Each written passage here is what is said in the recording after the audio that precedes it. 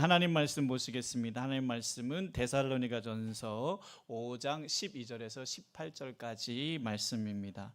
데살로니가전서 5장 12절에서 18절까지 말씀, 제가 한 절, 여러분이 한 절 교독하겠습니다. 데살로니가전서 5장 12절입니다. 형제 자매 여러분, 우리 여러분에게 부탁합니다. 여러분 가운데서 수고하며 주님 안에서 여러분을 지도하고 훈계하는 이들을 알아보십시오.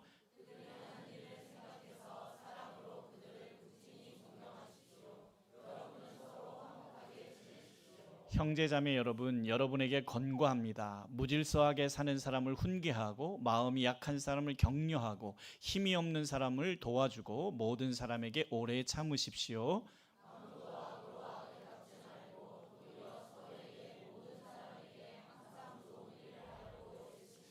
항상 기뻐하십시오. 다 같이요. 모든 일에 감사하십시오. 이것이 그리스도 예수 안에서 여러분에게 바라시는 하나님의 뜻입니다. 아멘. 여러분, 존경합니다라는 제목으로 말씀을 나누고자 하는데요. 여러분들은 존경하시는 분이 있습니까? 존경하는 분. 사실 존경, 좋아하는 정도는 있을 수 있어도 존경한다라고 하는 사람이 없는 게 문제죠. 그런데 어떤 분이 나는 누구를 너무 존경해, 나는 우리 교회 누구누구를 너무 존경해, 아니면 나는 우리 회사의 어떤 부장님을 너무 존경해, 이렇게 말을 하면 여러분은 어떤 생각이 드시나요? 도대체 어떤 사람이기에 존경한다고 하지? 존경한다는 말을 쓸 정도라면 도대체 어떤 사람인가 궁금하지 않아요? 만나보고 싶지 않으십니까? 근데 여러분에게는 존경하는 분이 있으시냐라고 하는 겁니다. 물론 아이들한테 물어봅니다. 누구 존경하냐? 그러면 부모님이요 하지만 실제 존경하는 것 같지는 않더라고요. 자, 그런데 저에게도 있어서, 저의 인생에서도 존경하는 분들이 몇 분이 있습니다. 특히 목회적인 부분에서는 우선 첫째는 이성규 목사님이라고 하는 분인데, 제가 사문대길교회 출신이거든요. 여기 사문대교회 출신들이 계신데 이 목사님은 굉장한 카리스마와 권위주의를 갖고 계십니다. 그래서 굉장히 어렵긴 했는데 제 신앙의 기본이 이 목사님을 통해서 자라게 되어졌습니다. 그런데 제가 목사가 돼 보니까 같은 노회에서 목회를 하게 되어졌습니다. 근데 노회가 이제 갈라지고 싸우는 와중 속에서 후배의 원흉이 된 목사님께서 저의 원 목사님이시죠, 이성규 목사님한테 막 삿대질을 하면 뭐라고 하는 거를 제가 일어나서 소리치면서 어디서 내 영적 아버지한테 그러냐, 내가 막 그게 큰 소리 치면서 막았더니 목사님께서 나가시면서 용기 있다고 저한테 그러셨습니다. 그리고 또 한 분은 이기선 교수님이라고 하는 분인데요. 제가 이제 총신대학교에 이제 교회음악과 성악으로 들어가긴 했는데 시골 촌놈이 진짜 어찌어찌 정말 하나님의 은혜로 합격해 보니까, 학교가 서울에 있다 보니 정말 서울대나 전기대 떨어진 아이들이 오다 보니까 실력이 너무 쟁쟁한 거예요. 그래서 저는 완전히 주눅이 들어가지고 다시 천안으로 내려가야 되겠다 이런 생각을 갖고 있을 때 미국 줄리어드에서 지휘과를, 동양인 최초로 지휘과를 졸업하신 이기선 교수님이 저희 학교에 교수로 오셨습니다. 그래서 그분이 희한하게 저를 왜 그러신지 모르지만 저를 칭찬해 주시고 저에게 많은 격려를 해 주셨어요. 그랬더니 어떤 분에게 행복한 삶 가운데서 이걸 나눴더니 도대체 그 교수님 뭘 보고 그랬냐 그랬는데, 저도 뭘 보고 그랬는지 모르겠는데 이 촌스러운 저에게 굉장히 격려해 주시고 잘한다고 해 주시고, 그리고 어떤 모임만 있으면 저를 자꾸 대표로 내보내셨어요. 그래서 사랑의 교회 수요 찬양팀에 제가 인도자도 되게 해 주시고, 해외를 나갈 때는 저를 꼭 데리고 다니시고 하면서 저의 자존감을 굉장히 높여 주셔서 지금도 그 교수님 지금 부산 합창단 시립교향악단에 지휘를 하고 계시는데요. 그분을 저의 은사로 존경하고 따르고 있습니다. 세 번째는 길성건 목사님입니다. 우리 이제 캠프를 하고 있는 아산 큰빛교회 부흥회도 오셨죠. 이분과의 첫 만남은 테니스장에서 첫 만남을 가졌습니다. 그래서 체육복 입고 만나다 보니 이분이 그렇게 유명한 분인 줄 몰라가지고 그냥 형님처럼 따랐는데, 나중에 알고 보니 전국 각지를 돌아다니면서 집회를 하시는 그런 부흥 강사였습니다.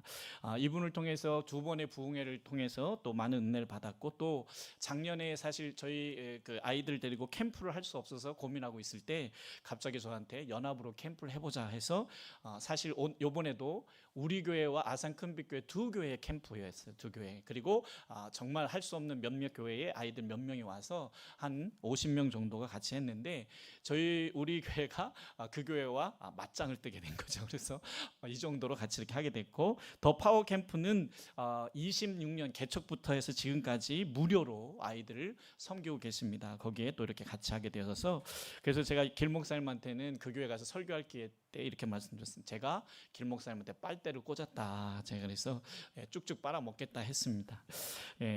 그 다음에 네 번째는 우리 임원환 목사님을 존경합니다. 여러분들이 여기 계셔서가 아니라 목사님 여기 계셔서가 아니라 제가 다른 목사님들 만날 때마다 목사님들이 얘기하세요. 정말 훌륭한 분을 만났다. 민 목사님이 만약에 임 목사님을 안 만났으면 이런 일이 이루어졌겠냐. 맞는 말이더라고요. 부정을 할 수가 없더라고요. 우리 임 목사님께서 큰 결단을 해주시고, 우리 임 목사님과의 첫 만남도 제가 족구장에서 첫 만남이 시작됐지만, 그런데 목사님께서 저와 함께, 저도 목회를 막 이제 해서 막 헤매고 있을 때 같이 세미나도 같이 다니고 같이 맛있는 것도 먹으러 다니면서 이런 날이 올 줄은 몰랐는데 임 목사님께서 하나님 앞에 기도하시고 결단을 내려주셔서 이렇게 합병이라고 하는 놀라운 은혜의 시간을 또 갖게 되어졌습니다. 그래서 임 목사님을 제가 따라가려고 많이 노력하는데 목사님이 또 지시하시는 거 다 해보려고 하는데 아직도 흘리고 다니는 게 많습니다. 그래서 하여튼 더 열심히 해보려고 하고, 저 나름대로 매뉴얼을 적긴 했는데 제 아내가 보더니 이건 매뉴얼이 아니다라고 얘기했어요. 그래서 아마 임 목사님께서 매뉴얼을 만들어 주시라고 생각이 되었습니다. 여러분, 인생을 살면서 존경한다는 말은 무슨 뜻일까요? 존경한다.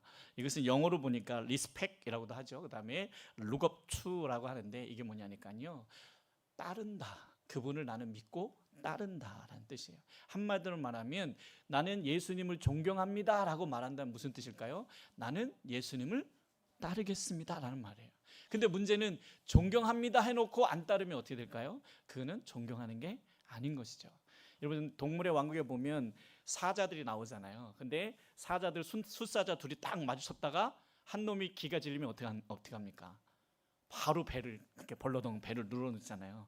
그러니까 딱 마주쳐서 싸우려고 했는데 상대가 안 되겠다 싶으면 바로 누워버려요. 배를 보입니다. 그러면서 무슨 말이에요? 나는 너에게 복종하겠다. 이렇게 하면 사자가 안 물고 살려주죠.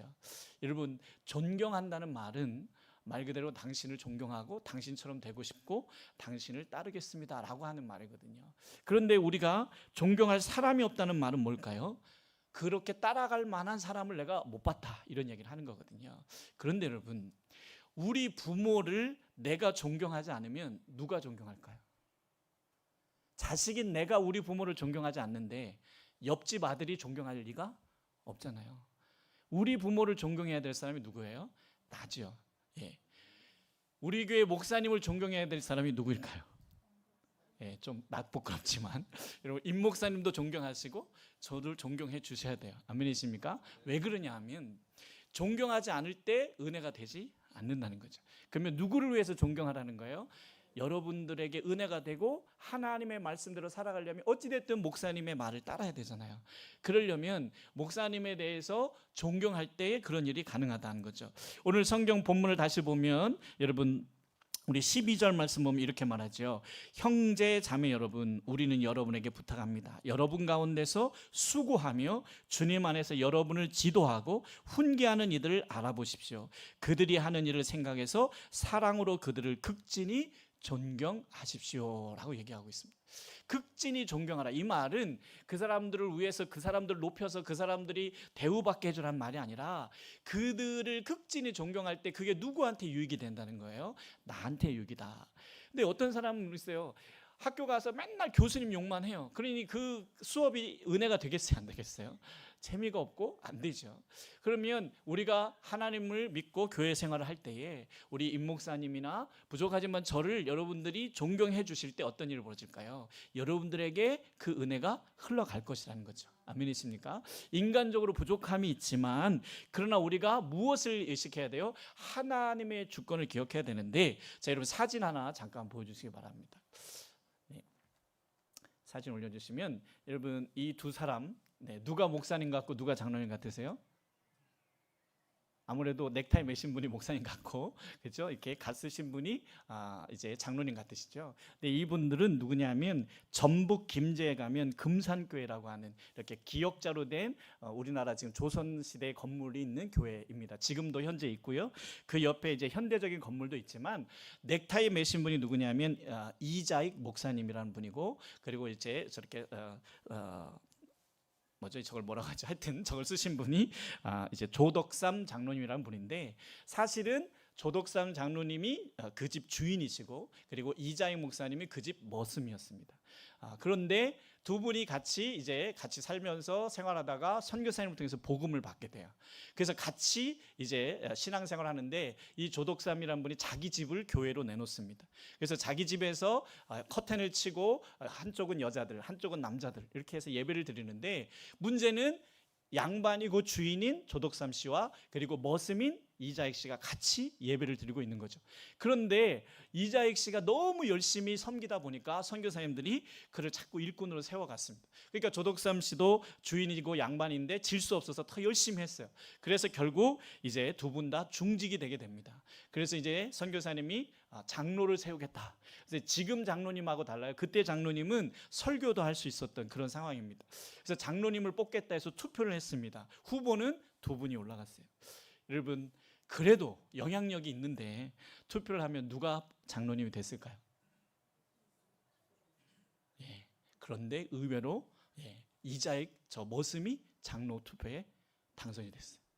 자, 그 순간 투표 결과를 발표하는 순간 교회는 정적이 흘렀습니다. 왜 그러냐 하면 그 전 얼마 전에 서울에 있는 어떤 교회에서 양반이 아닌 분이 장로가 되는 바람에 양반들이 그 교회를 쪼개고 나와가지고 다른 교회를 설립해버렸어요. 이런 사건들이 있었기 때문에 지금 양반이 아니라 주인이 아니라 머슴이 딱 장로로 투표가 되는 순간에, 그게 발표되는 순간 전부 다 조용해. 큰일 났다. 어떡하지? 그런데 이 조덕삼이라는 이분이 벌떡 일어나더니, 여러분, 하나님께서 귀한 일꾼을 세우셨습니다. 저는 이제 이자익 장로님을 잘 받들어 섬기고 하나님의 교회를 위해서 헌신하겠습니다. 이렇게 선포를 하신 거예요. 그 바람에 장례가 다 엄숙해졌죠. 근데 여러분, 사실 이분도 사람인데 왜 안 힘들었겠어요? 하지만 이분은 뭘 인정하신 거냐면 이건 하나님이 하신 일이다. 하나님의 주권을 인정한 거예요. 머슴이 나보다 낫다가 아니라 하나님이 하신 일이다 라고 결정하시고 그렇게 따랐는데, 그러고 진짜 어떻게 됐냐, 이분을 섬기고 이분이 머슴이 설교를 하는 걸 앞에서 아멘 하면서 들으셨어요. 그리고 이분을 평양신학교에 입학을 시킵니다. 자기의 사재를 털어서 모든 학비와 생활비를 다 제공해요. 그리고 나서 이분이 졸업을 하니까 졸업하자마자 노예다 청원해서 자기 교회의 담임 목사로 청빙을 합니다. 여러분, 이게 어떻게 가능할까요? 사람의 마음으로는 불가능하죠. 그러나 하나님이 하시는 일이라는 주권을 세우니까 어떻게 돼요? 내가 존경하기로 결심을 한 겁니다. 그날 투표 결과가 나오자마자 이분은 벌떡 일어나서 교인들이 이제 술렁거릴 것 같으니까 하나님께 자기의 헌신을 드린 거예요. 이건 하나님이 하신 일이고 나는 앞으로 저분을 하나님이 세우신 장로로 존경하겠습니다. 결단하고 그렇게 하신 것이죠. 여러분, 아까도 말씀드렸지만 우리 이문환 목사님과 저와 합의가 되어져서 합병을 했지만, 그거보다 더 저는 존경스러운 분들이 누구냐면 바로 여기 계신 여러분들입니다. 여러분들의 찬성이 없었더라면 불가능한 일이죠. 아무리 목사들끼리 합의를 했다 할지라도 성도님들께서 반대하셨다면 할 수 없는 일입니다. 여러분, 요즘은 교회들이 다 깨지고 개척하는 거 말고요, 분립 개척하는 거 말고 많은 교회들이 다 싸우고 깨지는 분열하는 시대에 정말 두 교회가 합병했다는 것은 정말 놀라운 일이고, 그 놀라운 일을 여러분들이 해내신 겁니다. 아멘. 우리 옆 사람에게 존경합니다 한번 해보실까요? 존경합니다. 임 목사님, 신정수 사모님 존경하고 또 여기 계신 여러분들도 존경합니다. 여러분들이 잘 못 느끼시겠지만 천안시내 기독교 연합회만 가봐도 지금 큰튼 핵본가교회는 핫 이슈입니다. 정말 대단하다. 대단하다. 그래서 다들 어떻게 되나 보자 지금 이러고 있거든요. 그래서 우리가 잘 해야 됩니다. 아멘이십니까? 박경림 씨라고 아시죠? 사각 얼굴. 이분이 고등학교 다닐 때 친구들하고도 인싸였던 것 같아요. 근데 어느 날 친구가 야 니네 아빠 어디서 봤어? 그래서 어디서 그랬더니 옆에 학교 수의실에서 봤다는 거예요. 무슨 말이냐, 우리 아빠 회사 잘 다니고 있는데 한번 가보자. 그러고 진짜 친구들을 이끌고 그 학교에 가봤더니 진짜 수의실에 아버지가 옷을 입고 일을 하고 계신 거예요. 그 순간 박경림 씨가 뭐라고 했냐면, 야 이제부터 요일별로 도시락 하나씩 더 싸갖고 와 그랬어요. 우리 아버지 맞아. 우리 아버지 저기서 일하시는 거 맞아. 그러니까 너희들 요일별로 넌 월요일, 넌 화요일 하나씩 더 싸갖고 와 해가지고 그 도시락을 가지고 친구들과 매일같이 아버지한테 가서 들었다. 무슨 말이에요? 그 순간 아버지가 회사를 퇴직하게 되시고 이제 수의로 일하고 있다는 걸 자기도 몰랐는데 친구들이 와서 얘기했을 때 에이 말도 안 된다고 했는데 가서 딱 보는 순간에 친구들이 어떤 생각을 했을까요? 니네 아버지 수의야 이렇게 말할 그 상황에 딱 야 니네 도시락 싸갖고 와 해가지고 아버지한테 그 도시락을 갖다 드리면 어떤 일이 벌어졌어요? 무시할 수 없어요. 그 친구들이 박경일 씨 아버지를 무시할 수 없게 되었다는 거죠. 이런 무슨 말이에요? 왜 성경은 존경하라고 말을 하고 있을까요? 하나님께서 우리에게 같은 교회, 같은 신앙 공동체에서 섬기라고 하신 것은 하나님의 뜻이 있다는 것입니다. 물론 커다란 범죄를 저지르거나 잘못된다면 문제가 있겠지만 그렇지 않다고 할 때는 하나님께서 세워주신 것을 믿어야 한다라고 하는 겁니다. 여러분, 내 부모님인데, 내 가족인데, 내 남편이고 내 아내고 내 자식인데 내가 존경하지 않으면 누가 그걸 존경하겠어요? 옆집 사람이 존경한 거 아무 소용이 없잖아요. 그래서 여러분, 우리 교회 목사님, 우리 교회 권사님, 우리 교회 장로님, 우리 교회 목자님 누가 존경해야 될까요? 대답이 별로 없으세요. 우리가 존경을 해야 된단 말이에요. 근데 여러분, 어느 교회 갔더니 우리 장로님은요, 우리 권사님은요, 우리 목자님은요, 막 이런 이야기들 하는 거예요. 그때 보면 어때요? 야, 이 교회는 분위기가 왜 이렇게 좋을까? 여러분, 이거는요 결단하면 가능합니다. 아까 조덕삼 장로님은 결단하신 거예요. 투표 결과가 딱 나오는 순간 교회가 깨지는 걸 막기 위해서 자기는 하나님 앞에 일어나서 결단한 거예요. 이건 하나님이 하신 일이기 때문에 나는 여기에 순종하겠습니다. 여러분, 존경하기로 결단하시는 순간 존경이 됩니다. 우리 장로님을 존경하기로 결단하시는 순간 장로님이 잘생겨 보이기 시작한다는 거죠. 장로님이 뭐 실수를 해도 괜찮아 보이고 우스워 보이고 그런다는 거죠. 그런데 싫어하기로 마음 먹는 순간 모든 게 다 꼴보기 싫어진다는 거죠. 여러분, 오늘 사도 바울은 데살로니가 전서에서 여러분에게 권면합니다, 훈계합니다라고 얘기해요. 서로 존경하십시오. 아멘이십니까? 여러분, 우리가 우리를 존경하지 않을 때 누가 우리를 존경하겠어요? 마귀가 존경하겠어요? 아니겠죠. 여러분, 우리 큰뜻 행복한 교회는 이제 하나님의 놀라운 계획 안에서 하나가 되어졌고, 우리 두 목사님을 통해서 하나님께서 이런 큰 뜻을 이루게 하시는데 여러분들이 동의하셔서 성취하게 된 겁니다. 아멘. 그렇다고 한다면 우리는 이 하나님의 놀라운 뜻이 더 잘 이루어지도록 어떻게 해야 될까요? 서로 존경하면서. 아멘. 그냥 사랑 정도가 아니라, 자, 옆에 분에게 다시 한번 존경합니다. 근데 좀 어떠신가요? 존경합니다 하니까 좀 마음이 뭉클하지 않은가요? 존경받지 못하잖아요, 우리가. 그런데 교회 가니까 나를 존경해주면 얼마나 감사하겠어요. 할렐루야. 네. 그래서 여러분, 오늘은 주일인데 오늘 하루 동안 교회에 있는 동안에 만나는 인사 한 말이 오늘 뭘까요? 자, 어떻게 아까 우리 하라인가 어떻게 했어요? 배꼽에 손 놓고 존경합니다. 존경합니다 이러면 안 되잖아요, 그렇죠? 존경합니다. 오늘을 하루 종일 만나면 이렇게 인사하는 겁니다. 아멘이십니까? 그리고 한 가지 더 부탁이 있습니다. 여러분, 아무리 친해도 교회에서나 목장에서나 모임 때는 언니, 야 이렇게 부르지 말았으면 좋겠어요. 너무 친해서 언니 이건 이렇게 사적으로 부를 수 있지만 교회 모임에서 언니, 야 이렇게 부르면 어떻게 되냐면 그 관계가 아닌 사람들은 소외감을 느낄 수도 있고 또 그 모습이 굉장히 이렇게 낮아 보일 수 있다는 얘기예요. 그런데 너무 친한 언니 동생인데도 집사님 이러고 누구 목자님 이러면 어떨까요? 보는 사람도 굉장히 느낌이 다르다는 거예요. 그래서 여러분, 이제 아무리 친해도 교회에서는 목장에서는 언니, 야 이렇게 부르지 말고 이 집사 이렇게 부르지 말고, 여러분 이 집사는 안 돼요. 이 집사면 저 집도 사야 되고, 그러시고 뭐라고 부르셔야 돼요? 이 집사님, 저 집사님 이렇게 불러주시고, 제가 만약에 이지솔 간사 일로 와봐 이러면 어때요, 여러분? 아니잖아요. 그렇죠? 이진솔 간사님 이리 오세요라고 해야 되잖아요. 그렇죠? 예, 목사는 그래야 되고 여러분은 안 그래도 되고 그거 아니죠? 여러분들도 이제 집사님 직분이 없으면 어떻게 불러야 될까요? 형제님, 자매님. 예, 이게 이제 성경의 모습이에요. 그래서 가정교회에서 형제님, 자매님이라고 하는 것은 성경에 있는 대로 해보자라고 하는 겁니다. 그런데 그거 아세요? 교회가 형제님, 자매님이라고 불렀던 것 때문에 핍박을 받았어요. 저것들 근친상간한 거다. 예. 왜냐면 다 형제자매라고 하니까 아버지가 누구야 도대체? 예, 우리 아버지는 하나님이십니다. 아멘이십니까?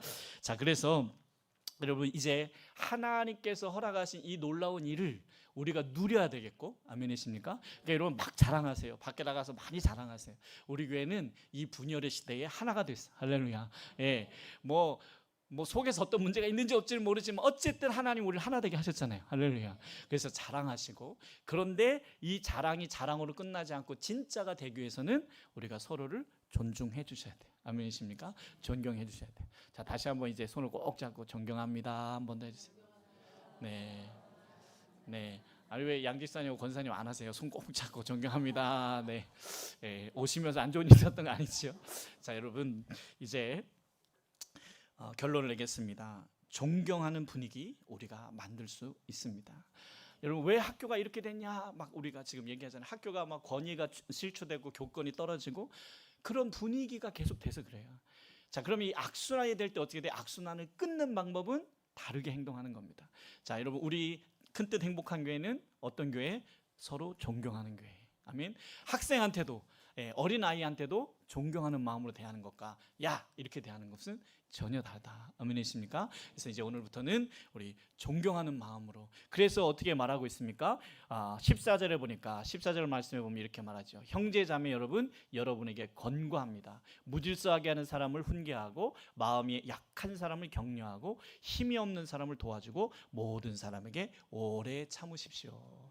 예, 권면하는 거예요. 이렇게 하자라고 이야기를 하시는 거예요. 여러분 그런데 하면 된다는 거예요. 할렐루야. 그래서 여러분 우리가 서로 존경하는 분위기일 때 막 꿀이 뚫뚫 떨어질 때 이제 교회 밖에서 교회 들어오신 분들이 이 교회는 왜 이럴까 이런 생각을 하게 되지 않겠습니까? 아멘이십니까? 그래서 우리가 서로 존중하고 존경하는 모습으로 그런 눈으로 그윽한 눈으로 바라보시고 할렐루야. 예, 그럴 때 우리도 모르게 그런 분위기가 우리 교회를 넘어서 밖으로 흘러갈 줄로 믿습니다. 자, 여러분 가정에서도 마찬가지예요. 가정에서도 엄마 아빠를 대하실 때, 남편과 아내를 보실 때, 또 자녀를 보실 때 존경하는 마음을 가지고 대하시면 분위기가 바뀌어질 줄로 믿습니다. 어떤 분들은 이렇게 얘기해요. 이 존경하는 마음이 생겨야지 하죠. 여러분 마음이라고 하는 것은 마음을 먹으면 되는 거예요. 아멘이십니까? 하나님께서 명령을 하셨다는 건 뭐예요? 그렇게 할 수 있다는 거거든요. 그래서 이거는 무브먼트 운동이 돼야 돼요.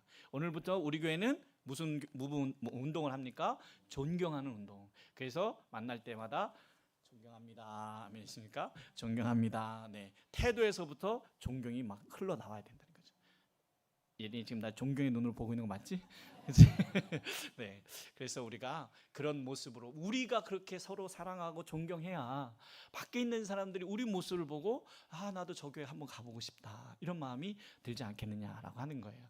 그리고 이 배우신 것을 집에 가서 그대로 할렐루야.